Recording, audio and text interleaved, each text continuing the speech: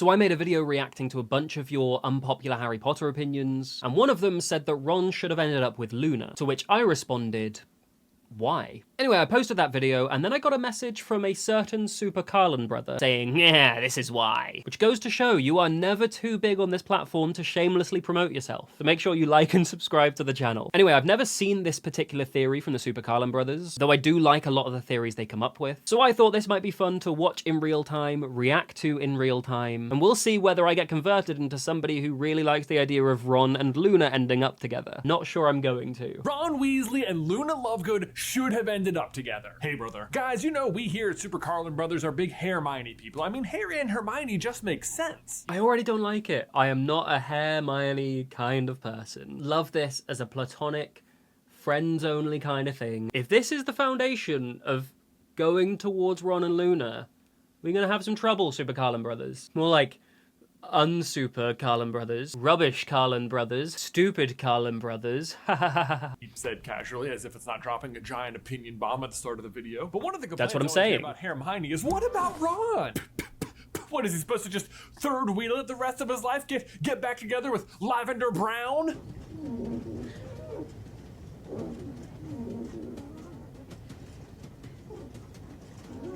Every time I watch that scene, the sound she makes when she's drawing on the window reminds me of a velociraptor, and then I always imagine Lavender as a velociraptor.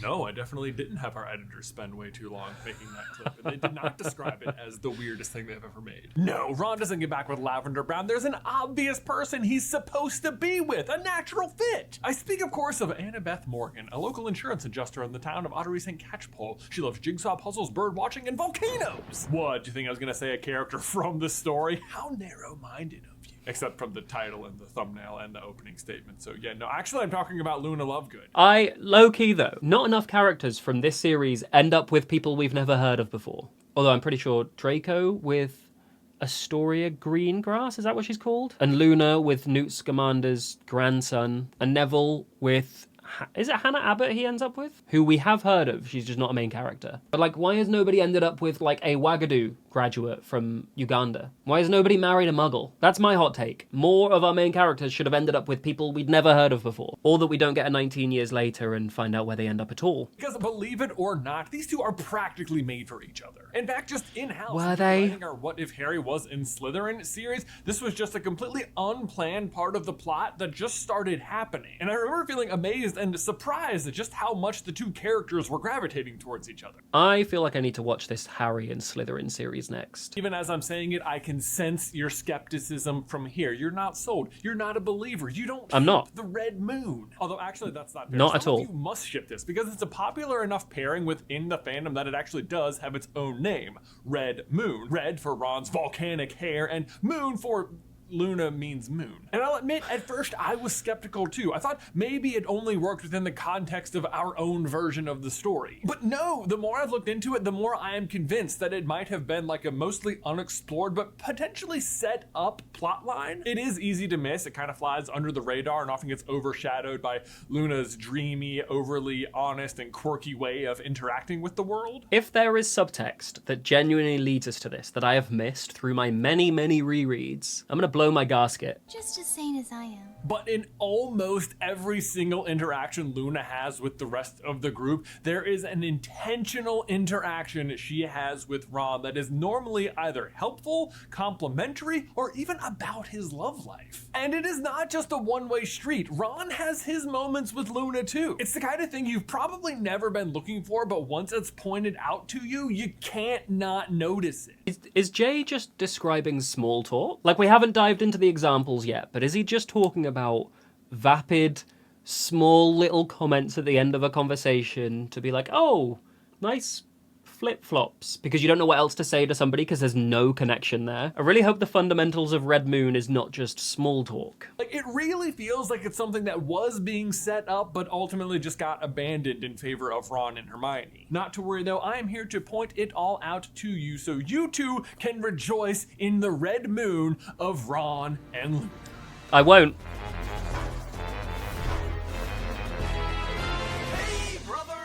I need a cooler intro. All right, let's just start right at the beginning when Ron and Luna first meet, because almost immediately the sparks start flying. Luna is introduced in Order of the Phoenix when she meets Harry and friends on the Hogwarts Express, the only place I think you're even allowed to meet new friends in the wizarding world. And initially, Harry finds himself in the compartment with just Neville, Ginny, and Luna, with Ron and Hermione off doing their newfound prefect duties. But after about an hour or so, they do show up and report about who the new prefects are for the 5th year, and they talk about how Padma Patil has become the female prefect for Ravenclaw. And this prompts Luna's first ever words to Ron. You went to the Yule Ball with Padma Patil. That is an excellent Luna voice, by the way. It is a short, simple, and factual sentence, but reveals a lot more than you might think. First of all, even though we barely know Luna at this point, we do know that she is a bit socially awkward, and that by her 4th year, she doesn't have anyone to sit with on the train. Save for Ginny, who wasn't even trying to sit with Luna, but does admit that she thinks Luna is alright. Despite all that, Luna's first sentence to Ron reveals she went out of her way to talk to the very popular Padma Patil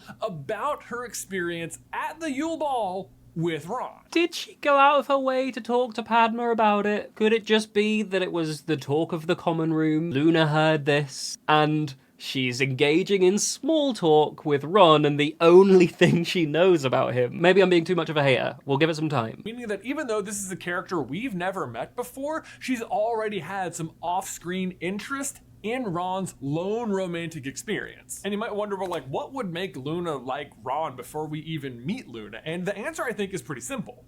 Ginny. Again, 4 years into school, Luna doesn't seem to have any tight friends. Okay. At the very least, Ginny has been nice to her. And hey, if Ginny's nice, maybe her older brother's the same way. Let's just face it, having a crush on your friend's sibling is extremely common and present in literally every teen drama ever. Anyway, after her first sentence, Luna follows up with another intriguing line. She didn't enjoy it very much. She doesn't think you treated her very well because you wouldn't dance with her. I don't think I'd have minded. I don't like dancing very much. Okay, the plot thickens. I'm still not convinced she had a conversation with Padma about it. Like, she could have just, like I said, overheard this in the common room. She's very early introducing the fact that they have something in common, which is their disdain for rhythmic moving. Oh, don't you now, Luna, because I'm pretty sure we see you dancing at Bill and Flora's wedding, huh? Mm-hmm. As someone who genuinely doesn't like dancing at weddings, I'm not volunteering to go out there by myself. Not that I ever personally have to worry about it, because I'm always at weddings with my wife, and everyone's just staring at her anyway, so. Oh, that's so nice. They are on to something. Telling Ron, I don't like to dance, look at this thing we have in common, only to later engage in said dancing. Huh. Not conceding just yet. What I love about this statement from Luna to Ron is that she's just very plainly laying out 3/4 of a cross-multiply and divide for Ron. Padma didn't like you because you didn't want to dance with her, but I wouldn't have wanted to dance, so I would have liked you.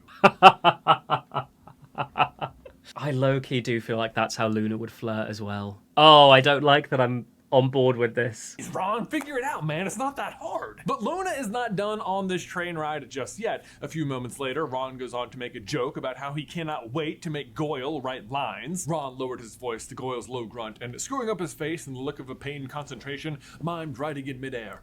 I must not look like a baboon's backside. And look, I wasn't there, so I'm going to give Ron the benefit of the doubt here that his impression and delivery on this joke was 10 out of 10. 5 gold stars. But I gotta tell you, even if that's the case, this joke is like a 3 out of 10 at best. You have to remember, though, these are teenagers. These are the Order of the Phoenix, right? So Ron is, what, 15? Meaning Luna is 14? Comparing somebody to a baboon's ass. I mean, I haven't been 14 for a while, but I think that's their kind of humor. And yet, Luna's reaction is as if this is the funniest thing anyone has ever said, ever. Everyone laughed, but nobody laughed harder than Luna Lovegood. She let out a scream of mirth that caused Hedwig to wake up and flap her wings indignantly, and Crookshanks to leap up into the luggage rack, hissing. She laughed so hard that her magazine slipped out of her grasp, slid down her legs, and onto the floor.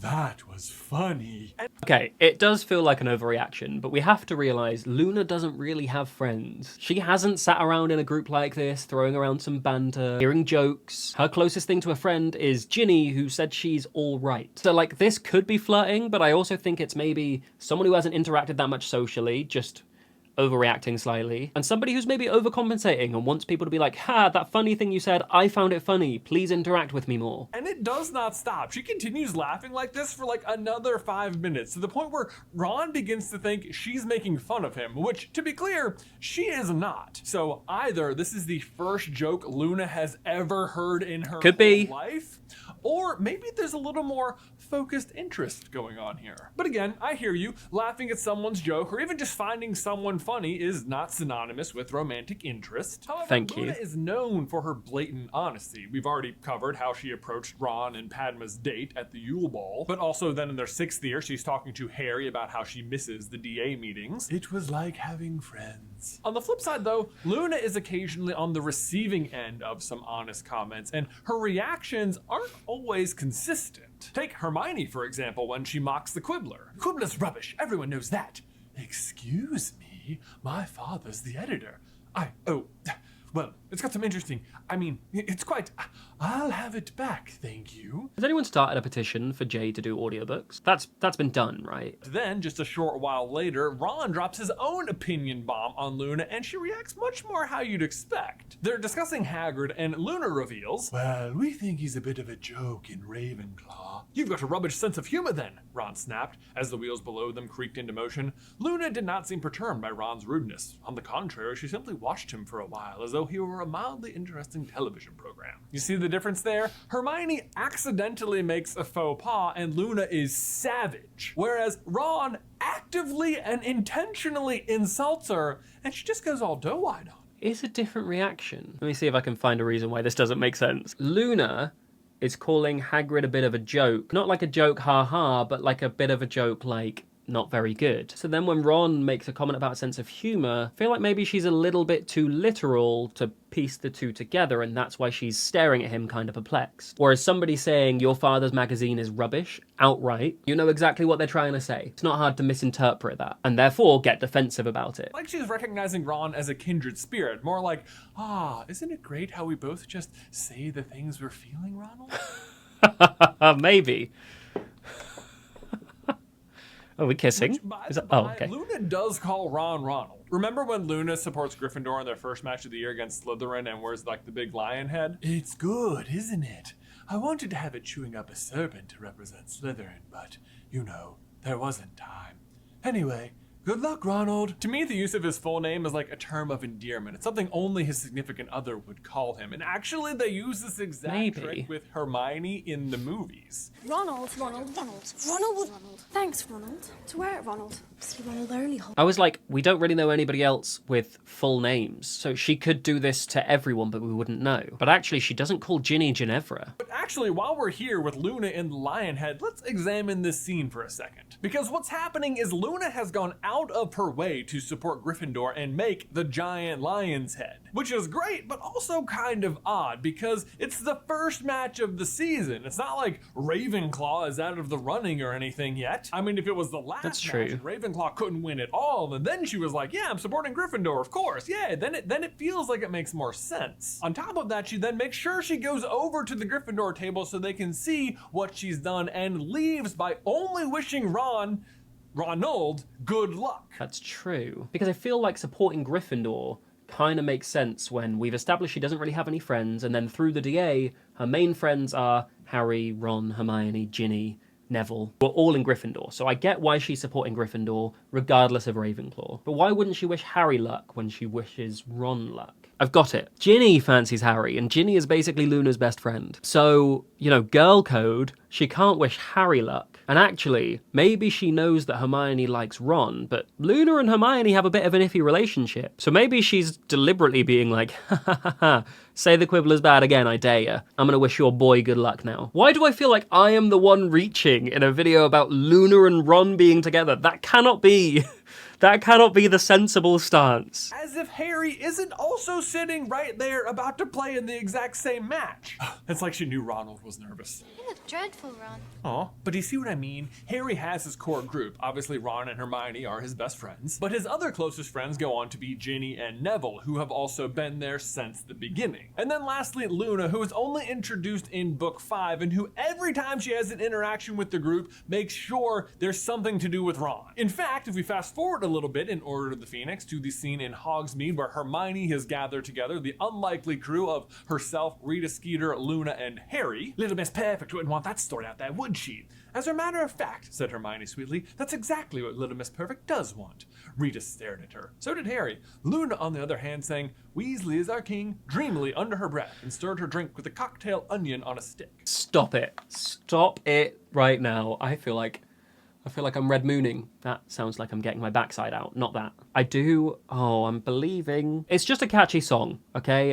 It's stuck in my head many a time, and I don't fancy him that much. Dreamily indeed. But do you see what I mean? Ron isn't in this scene at all. And it's clear Luna's primary position in the meeting is just her relationship with the Quibbler. But absent-mindedly or not, she's got Ron on the brain. Then one chapter later, when the article comes out in the Quibbler, Luna comes over to the Gryffindor table again to give Harry a copy, but guess where she sits? Harry Potter speaks out at last. The truth about he who must not be named in the night I saw him return.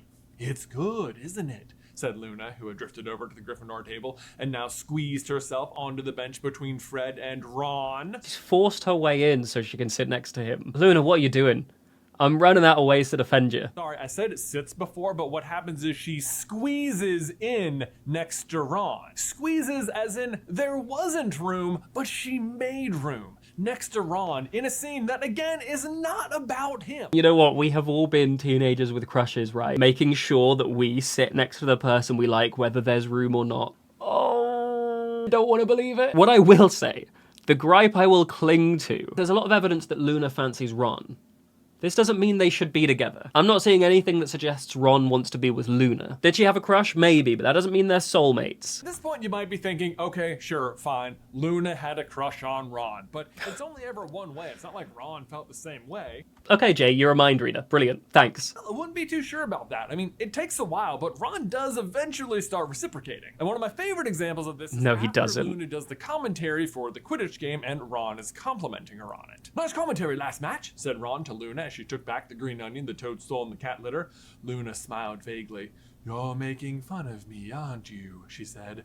Everyone says I was dreadful. No, I'm serious, said Ron earnestly. I can't remember enjoying commentary more. That's just being nice. Isn't this when she, like, insults people? Like, Lee Jordan was very excited about the firebolt and, like, biased in some of his comments. But if memory serves, Luna did have a hilarious commentary. I think Ron is being serious that he did really enjoy it, but also I do think he's kind of making fun of her. A little bit tongue-in-cheek. I really love this because when they first met, Luna was laughing so hard that Ron thought she was making fun of him, and now the situation has become reversed, where now Ron is trying to appreciate Luna and she thinks he's making fun of her. And I feel like the mirroring is intentional, and if the first time was meant to show that Luna likes Ron, then the second time is everything coming full circle. Even if there's a chance Ron himself doesn't realize it, because let's face it, Ron is pretty thick in this department. Well, that's just completely off the point. But to be fair, maybe in this moment, Ron isn't being as thick as we think, because he finishes the conversation by saying, you know, she's grown on me, Luna, he said as I set off again for the Great Hall. I know she's insane, but it's in a good way. See, this sort of feels like it's supposed to symbolize, like, one of the cooler kids bringing one of the, like, nerdier kids or weirder kids, like, under their wing, you know? For me, this isn't necessarily, like, a term of affection. Well, it is, but not in, like, a crush, fancy, love kind of way. More in, like, a I'm not too good for her. She's fine. She can hang around with us again. That kind of vibe, you know? Later on at Bill and Fleur's wedding, when Luna There's more? goes off to dance, Ron says, she's great, isn't she? Said Ron admiringly. Always good value. Oh, like a coupon. Now, granted, at that moment, Ron's also actively pursuing Hermione, but still, later on in Deathly Hallows, he also admires Luna's bravery. Cowardly old wart, said Ron. Luna's got 10 times his guts. I think we're blurring the lines between respect between Ron and Luna, who he didn't think he'd, like, admire this much and respect this much, and, like, fancying her. Other thing that's a bit of a giveaway that something's happening between them, even if Ron is unaware of his feelings for Luna or Luna's feelings for him, is that Hermione picks up on it. And we all know Hermione is way more romantically perceptive than either of the boys. Obviously she's feeling sad about Cedric, and therefore confused about liking Harry and guilty about kissing him. conflicted because Umbridge is plotting to sack her mum from her job at the Ministry, and frightened of failing her OWLs because she's so busy worrying about everything else. But so what I'm getting at is that maybe Luna was supposed to be for Ron what Crumb was for Hermione in Goblet of Fire. I can see what they're doing, but that's Lavender, right? Lavender is the Crumb in this scenario, not Luna. Lavender is the person that makes Hermione jealous and realize how much she wants to be with Ron. But despite all that, she's the only one who ever advocates for house elves, and she even punches Draco right in the face. I mean, how much more friendly can you be? But then there's Luna, someone who doesn't fit in the social norms, has very few friends, and is quite quirky. She feels like someone Hermione would typically be looking out for, and yet she does not. Well, they were right, weren't they? Said Hermione impatiently. There weren't any such things as blibbering humdingers or the crumplehorn snorkax.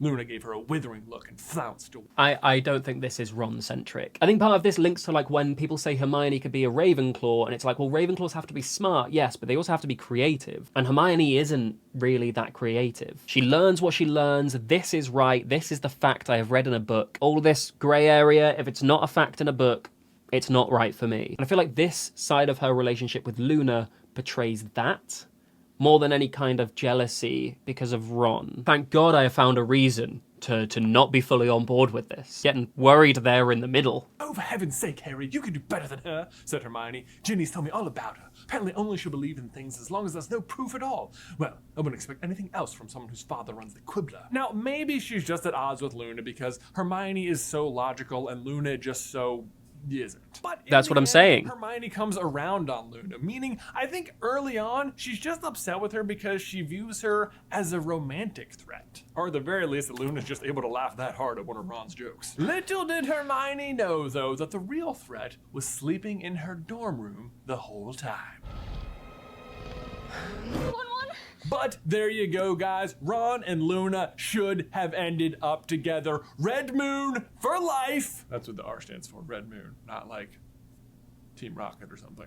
Gonna be honest, I was thinking Team Rocket the whole way through. I think there is enough evidence to suggest Luna had a crush on Ron, but I feel like that's where this ends for me. Ron's interactions with Luna, rather than suggesting he fancied her, feels more like a leveling of their dynamic. Almost. Like he was best friends with the Chosen One, the boy who lived, he was quite popular, he was on the Quidditch team.